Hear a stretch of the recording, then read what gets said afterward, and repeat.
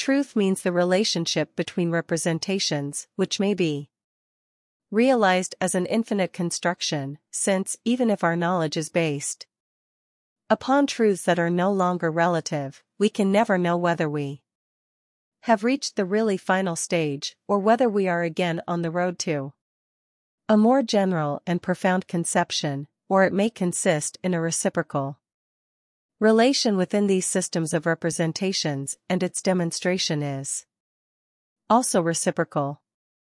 But these two processes of thought are related by a peculiar division of functions. It is necessary to consider our mental existence under two categories that complement each other, in terms of its content and in terms of the process that, as an event of consciousness, carries or realizes this content. The structure of these categories is extremely different. We must conceive the mental process as a continuous flux, in which there are no distinct breaks, so that one mental state passes into the next uninterruptedly, in the manner of organic growth. The contents abstracted from this process and existing in an ideal independence appear under a totally different aspect, as an aggregate, a graduated scheme, a system of single concepts or propositions clearly distinguished from one another. The logical connection between any two concepts reduces the distance between them, but not the discontinuity, like the steps of a ladder that are sharply separated from each other but yet provide the means for a continuous movement of the body. The relation among the contents of thought is characterized by the fact that the foundations of thought, considered as a whole, seem to move in circles, because thought has to support itself by being suspended and has no which supports it from outside. The contents of thought provide a background to each other so that each gets its meaning and color from the other. They are pairs of mutually exclusive opposites and yet postulate each other for the creation of a possible world view. Every particular content becomes the ground of proof for the other through the whole chain of what is knowable. The process of thinking, however, by which this relation is psychologically accomplished, follows a direct and continuous chronological course. It continues according to its own inner meaning, although the death of the individual brings it to an end. The two categories of our reflection are divided into these two forms, which make knowledge illusory in particular cases, but possible in general. Knowledge follows a course of infinite regress, of infinite continuity, of boundlessness, which yet is limited at any particular moment, whereas the contents exhibit the other form of infinity, that of the circle, in which every point is a beginning and an end, and all the parts condition each other mutually. The process of reciprocal verification is usually hidden from our view for the same reason that we do not notice the reciprocal character of weight. The great majority of our representations are taken for granted, and the question of truth is usually applied only to a particular case. A judgment is then made in terms of the consonants or otherwise of this instance, with the aggregate of those representations that are assumed to be already established.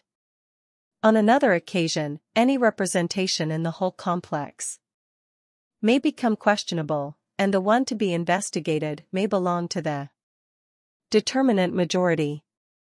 The tremendous quantitative disproportion between the number of representations that are questionable and those that are established also helps to conceal the reciprocal relation.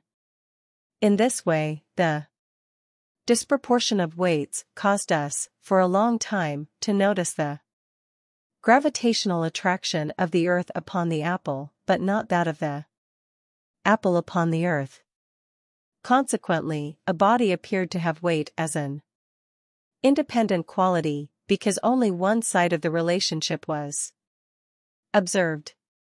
Thus, truth may come to be regarded as a specific quality of an individual representation, because the reciprocal relation between the elements in which the truth resides is lost to view on account of the infinitesimal size of the single element in relation to the sum of representations which are not, for the moment, in question. The relativity of truth, in the sense that all our knowledge is partial and corrigible, is often stated with an emphasis that is strangely disproportionate to the obviousness of this incontrovertible fact. What we understand here by this concept of the relativity of truth is evidently quite different. Relativity is not a qualification of an otherwise independent notion of truth, but is the essential feature of truth. Relativity is the mode in which representations become truth, just as it is the mode in which objects of demand become values. Relativity does not mean, as in common usage, a diminution of truth, from which something more might have been expected. On the contrary, it is the positive fulfillment and validation of the concept of truth. Truth is valid, not in spite of its relativity, but precisely on account of it. The great epistemological principles suffer from the difficulty they have, since they also are a form of knowledge, in subjecting their own content to the judgment that they pronounce upon knowledge in general. Thus either they are empty or they negate themselves. Dogmatism may base the certainty of knowledge upon some criterion as upon a rock, but what supports the rock? It must be assumed that certain knowledge is possible if the possibility of certain knowledge is to be derived from that criterion. The assertion of the certainty of knowledge presupposes the certainty of knowledge. Similarly, skepticism may assert as uncontrovertible the uncertainty and unreliability of all knowledge, or may even assert the impossibility of any truth, the inner contradiction in the concept of truth. But it must then subject skepticism itself to the findings of this thinking about thought. Here, indeed, is a vicious circle. If all knowledge is fallacious, then so is skepticism itself, and it negates itself. Finally, critical philosophy may derive all objectivity, all the basic forms of the content of knowledge from the conditions of experience, but it cannot prove that experience itself is valid. The criticism that is leveled at everything transcendental is based upon a presupposition, which cannot be examined in the same critical fashion without having the ground cut away beneath it. Epistemology here encounters a typical hazard. In analyzing itself, it judges its own case.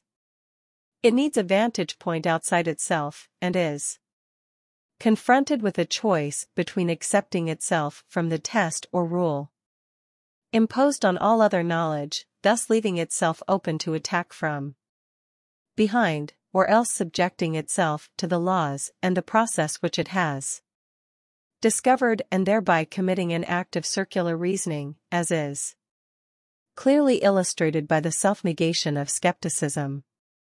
Only a relativistic epistemology does not claim exemption from its own principle. It is not destroyed by the fact that its validity is only relative.